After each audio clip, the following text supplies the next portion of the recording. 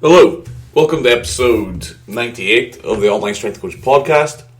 Today the topic we shall be discussing is how to correctly use open-ended sets, or AMRAPS as they're called these days, which stands for as many reps as possible. Now a lot of people will be familiar with open-ended sets or training the failure within their training if you've lifted with kind of more old school guys, or you're lifting with people who are self-taught, come from a bodybuilding background, or maybe come from a powerlifting background but maybe training in a bodybuilding gym, or training in like a meathead gym or a kind of old school gym, or basically a good gym. You'll be aware of the concept of basically just putting the weight on and just banging away at it and seeing how many reps you can do at that weight. That's kind of how I trained. That was my primary training method for probably the first 4 or 5 years of my training career. I've mentioned it before in podcasts and videos beforehand. And the first strength program I ever did, or the first program that I ever did, was a 4-set pyramid. 1 set of 12 reps, 1 set of 10 reps, 1 set of 8 reps, or 1 set of 6 reps. The idea would be you would try to lift as heavy as you can for that sets and reps. So week 1 you might hit all 4 of those rep targets. The next week when you up the weights, maybe 5 kilos on each of the sets, you might find that the first set maybe you hit 10 on, the next one you hit 9 on, the next 7, the next 4 maybe. That's effectively open-ended sets or lifting failure, because you would take that weight, whatever the weight was, within the context of that set, and you would just bang away at it and try to get as many reps as you can. So I think this is a really good program for a lot of novices. It's certainly a really good program for any kind of bodybuilding training that you want to do, mainly because it's got a good amount of volume in it. If you add up the sets and the reps, you've got 34 reps, which is a reasonable amount of volume for a big compound lift. It's spread across the intensity spectrum. You're dealing with weights between 70 to 85% of your 1RM within the one session, which is a good way of spreading your training loads. A good way of stimulating the body, not providing like a boring or stagnant training stimulus. It's a varied training stimulus, which is very important for longitudinal progress, and also to make sure when you do need to take a step back, you don't regress as far as you maybe would do in the past. And it teaches a beginner and novice trainer how to push through hard sets, or just how to train hard in general, which is a very important skill, a very important task to learn when you start. It can be difficult to appreciate just pushing through, or trying to gut out a set, or just to keep going and do what you're physically capable of doing. It takes a while to be able to do that. I don't know how long. It takes some people longer than others, but it could take a few months to learn how to truly push yourself to what you're physically capable of on the day. But that was like kind of the beginning program. It's what everyone at Mickey's gym, or everyone I trained with at Mickey's gym, started with. And it was a program that served me pretty well on upper body lifts. I got pretty strong on upper body lifts doing those. It never really worked for any of my lower body lifts. And this is kind of the flip side of it, or the caveat to it, is when you train like that with a more technical lift, or a lift that requires more thought, such as squat or deadlift, what you end up doing is you end up compromising your technique. You end up not really thinking about your technique. There's not enough time under the bar with a non-fatiguing, non-maximal load to learn correctly how to sit at this squat, how to stand up out of a squat, how to set up. If you perform more frequency, less fatiguing methods of training for less or more complicated lifts, then you're going to end up in a better place technically, and further down the line it's going to serve you more. So there's positives and negatives to training in that manner, in that style. You will get stronger on it, for definite. There's no doubt about that if it's applied with the correct intensity. It's almost impossible as a novice or an intermediate not to get stronger with this method. That's just one. You don't have to do that sets and rep scheme. Another program that's very similar and will produce kind of similar results, but has a lot less volume, and so I would say would probably be not as good for strength gains. And ironically, given it is rep not sustainable, it would be something like 5-3-1, where the main vehicle for improvement is the open-ended set, the AMRAP, or the 5+, the 3+, and the 1+ set. That's a fairly reasonable program. However, it carries less total volume, although you have one set to failure, one set of intensity, and it will help teach the lifter how to push through sets like that. And it will get intermediate or beginner lifters stronger, or certainly will get their rep PBs up, which you could infer is them getting stronger. However, lower down the spectrum, we can start training things like strength endurance, or when we're doing like sets of 10 to 12 to 13, we're maybe training a bit more of the strength endurance. The technique's probably not quite as crisp. We're maybe utilising muscles or movement patterns to get the bar up that we wouldn't necessarily utilise with a heavy or maximal load. And as such, it can be maybe not as good for maximal lifting or top end loading. It's something I've written about in the past, some of the kind of the flaws or the problems with 5-3-1, as it was originally written for maximal strength, and it's something that Jim Wendler himself has also addressed with some different iterations of the program, such as 5-3-1 for powerlifting, various other programs. Now, when we get into the context of utilising AMRAPs correctly or open-ended sets correctly, it needs to be put in within the context of a structured, periodized routines, put in the context of an annualized routine. We're not just talking about a 4-week program.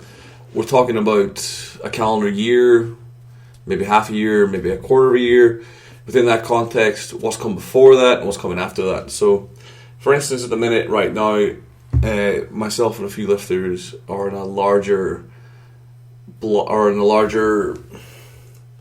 period or space of training without competition. So we maybe have a 12, 16 week block or period of time from which to train. So what we've done beforehand is we've performed a volume based, frequency based, proprietary block to the one we're performing right now, where we've done 3 lifts, so 3 full power sessions in a week, 6 sets for every one of the power lifts, so 6 sets of squats, 6 sets of bench press, 6 sets deadlift, 3 times a week, adding up to 18 sets in the week for each of the power lifts, spread over the spectrum, so right from 50% RM right up to 95% RM, spread out through the 3 weeks, where it was a linear progression over the 3 weeks, with week 1 being the lightest and week 3 being the heaviest, and volume remains stagnant, but volume load will also increase over the 3 weeks. And what you come out of there is you come out of that prepared for work, come out of that with the better technical execution, because the amount of time on the bar, the amount of time of retention, the amount of times you've executed the lifts, you become crisper, your timing becomes better in the lift, your technique becomes better in the lift. You sharpen the sword if you want, or you become better technically when it comes to the 3 power lifts, the squat, the bench press, the deadlift. And then out the back of that, we're now going into what I term an overload phase, or if you watched my lecture series on programming for powerlifting, you'll come across the last lecture was produced a couple of weeks ago, which was entitled How to Produce an Overload Block, and you'll see the thought process or the physiology behind what we call overload or overreach. Now within that, we utilize an AMRAP, or the as many reps as possible set, or the open-ended set, or the set to failure. Within context, what this provides an acute overload stimulus, or it produces an overreach in the session, an overwork stimulus in the session. What you get utilizing a set to failure on the large lifts, if your technique is good, and we use them sparingly so that we don't actually degrade our technique from doing it. So within this 4-week block, there will be 2 sets per exercise where there's an open-ended nature. But what we've done is we've created an environment where the lifters should perform much better than they would have done on a program like 531. For example, as myself, I've just completed my 3 AMRAPS, or my 3 open-ended sets on the 4 lifts. So on the back squat, I did 90% of my personal best, which I'd done 7 reps. So 90% should be a 3 rep max, but I performed 7 reps, so that's a huge overload compared to my 1RM. On bench press, I did 10 reps at 170, which equates to 80% of my 1RM. So 80% is about a 7 rep max, so that equates to about 3 reps over, based off what my best result is in that exercise, over what I should be capable of 80%. And on the deadlift, again, performing about 85% for deadlift. Just do the math quickly here while I'm talking.